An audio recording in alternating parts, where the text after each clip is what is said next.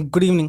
अगर मैं आप लोगों से एक सवाल पूछूं कि आपके लाइफ में क्वांटिटी और क्वालिटी में ज़्यादा इंपॉर्टेंस आप किसको देते हैं, तो शायद आप थोड़ा कंफ्यूज हो जाएंगे। लेकिन the fact is that quality is always more important than quantity. ना फॉर एग्जांपल, अगर आपके लाइफ में 20-30 लोग हैं, बट आपस में बहुत जेलस हैं एक दूसरे के, बहुत कुछ नेगेटिव बातें करते हैं, एक दूसरे के पीछे बैक स्टैबिंग करते हैं, so obviously life becomes very difficult for you to live.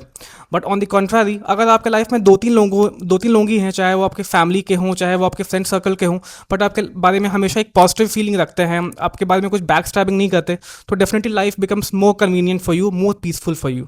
सो आप लोग सोच रहे होंगे कि ये बात आखिर मैं अभी क्यों कर रहा हूँ। सो यही जो सेम कॉन्सेप्ट है ना, क्वालिटी ओवर क्वांटिटी, यही सेम अप्लाई करता है अपने किडनी हेल्थ के बारे में। एक बहुत ही कॉमन सवाल जो लोग मुझसे पूछते हैं, इनफैक्ट जो क्रॉनिक किडनी डिजीज़ वाले पेशेंट्स हैं जो लंबे टाइम से डायलिसिस करवा रहे हैं, वो ये पूछते हैं कि मुझे दिन में अच्छी क्वांटिटी ऑफ यूरिन आती है, 1-2 लीटर पेशाब भी आता है, सो आखिर मैं डायलिसिस क्यों कराऊँ। So the fact is, quality of urine is more important than quantity of urine. दिखने में चाहे ही आपका यूरिन क्वांटिटी में सही हो, बट हो सकता है कि जो वेस्ट टॉक्सिन्स की मात्रा जो उस यूरिन को निकलनी चाहिए एक दिन में 24 आवर्स में, वो उतनी मात्रा में नहीं निकल पा रही हो।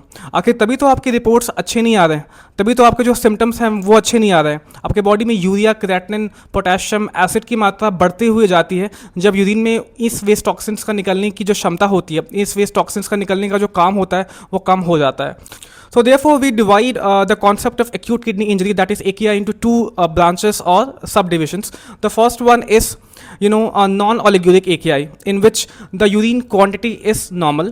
The urine quantity seems to be normal, but the waste toxin concentration in the urine is not normal. It should have been much more than it is. So in that case, in spite of the fact that you pass some normal amount of urine, the quantity of waste in the urine is low. Therefore, the serum concentrations, the blood concentrations of the waste materials shoot up in the blood, and you still have symptoms.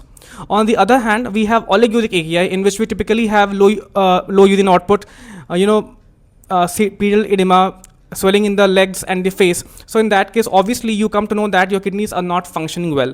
So next time you argue with your doctor, please have this concept in your mind that kidney disease always does not come with the notion of decreased urine output. You can have preserved urine output but still be suffering from kidney disease. The quantity of urine and quality of urine are two important and two different terms that have to be taken into consideration together.